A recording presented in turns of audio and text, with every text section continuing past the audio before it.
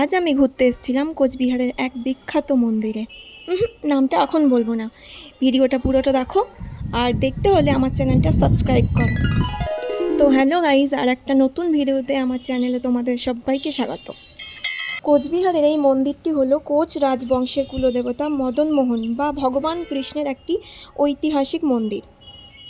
শোনা যায় যে মহারাজা নৃপেন্দ্রনারায়ণ নাকি এই মন্দিরটি নির্মাণ করেছিলেন। রাজারা রাজধানী পরিবর্তনের সাথে সাথেও এই মন্দিরটিও নাকি স্থানান্তরিত করতেন। ভাবা যায় তখন রানীর জন্য রাজা কত কিছুই না করত। মন্দির ঢোকার আগেই এখানে কিছু কাঠের পুতুল বিক্রি করছিল। চলে গেছিলাম সেই দোকানটাতে। রাজারা রানীর জন্য যাই করে থাকুক না কেন, কিন্তু আমার বর আমাকে দুটো পুতুল কিনে দিয়েছে। তো আমরা ফিরে এলাম আবার সেই রাজা রানীর গল্পে। তো আমি ঢুকে গেছিলাম মন্দিরের ভিতরে। পুরো মন্দিরটা তোমরা ভালো করে দেখো।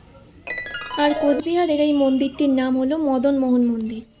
এখানকার লোকজন মদন বাড়ি বলে থাকে। শোনা যায় রাসের সময় নাকি এখানে প্রচুর ভিড় হয়। রাজা ও রানী দুজনেই খুব শিব ভক্ত ছিলেন, কিন্তু বানালেন সে কৃষ্ণ মন্দির। অবাক লাগছে তাই না? রানী সুনীতি দেবী কোনো উৎসব উপলক্ষ ছাড়া মদনমোহন মন্দিরে আসতেন না, কিন্তু রাজা প্রতিনিয়ত এই মন্দিরে আসতেন। মন্দিরের সমস্ত ঘরের ভিতরে সব আলাদা আলাদা দেবদেবীর পূজা হয়।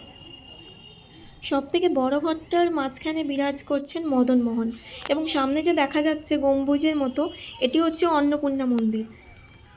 মন্দিরটি আমি ঘুরে দেখাচ্ছি, তার মধ্যে তোমরা আমার চ্যানেলটিকে সাবস্ক্রাইব করে ফেলো, আর লাইক করতে ভুলো না কিন্তু, হ্যাঁ। Oh my god. তো এখন মন্দিরের ভিতরে যে যে ঠাকুরগুলো আছে সেই ঠাকুরগুলো আমি তোমাদেরকে দেখাবো। এই যে এই মন্দিরটা যেটা দেখছো, এটা হচ্ছে, এখানে রয়েছে মদন মোহন।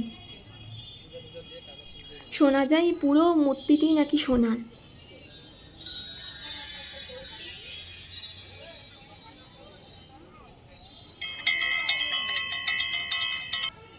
আর এই মন্দিরটি হচ্ছে ভবানী, মা ভবানী মন্দির।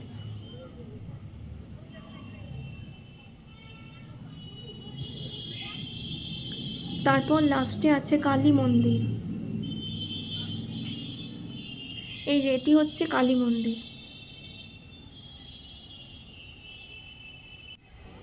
আর এখানে প্রত্যেক দিন সন্ধেবেলা প্রচুর মানুষের ভিড় হয়।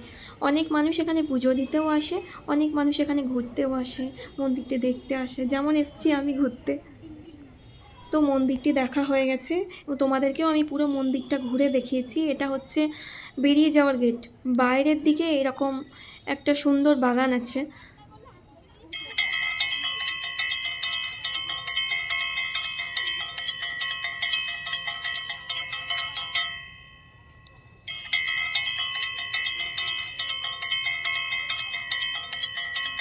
তো পুরো মন্দিরটা আমি ঘুরে ফেলেছি, আর তোমরাও দেখে নিয়েছো। তোমরা কমেন্টে জানিও কেমন লাগলো। তো আমি চলে এসেছি এবার একটা রেস্টুরেন্টে। ঘোরার পর খুব খিদে পেয়ে গেছিলো, তাই আমি রেস্টুরেন্টে চলে এসেছি। রেস্টুরেন্টটার নাম হচ্ছে খাঁটি বাঙালিয়ানা। হাই।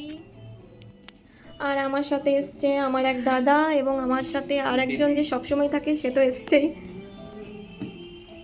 হাই কর।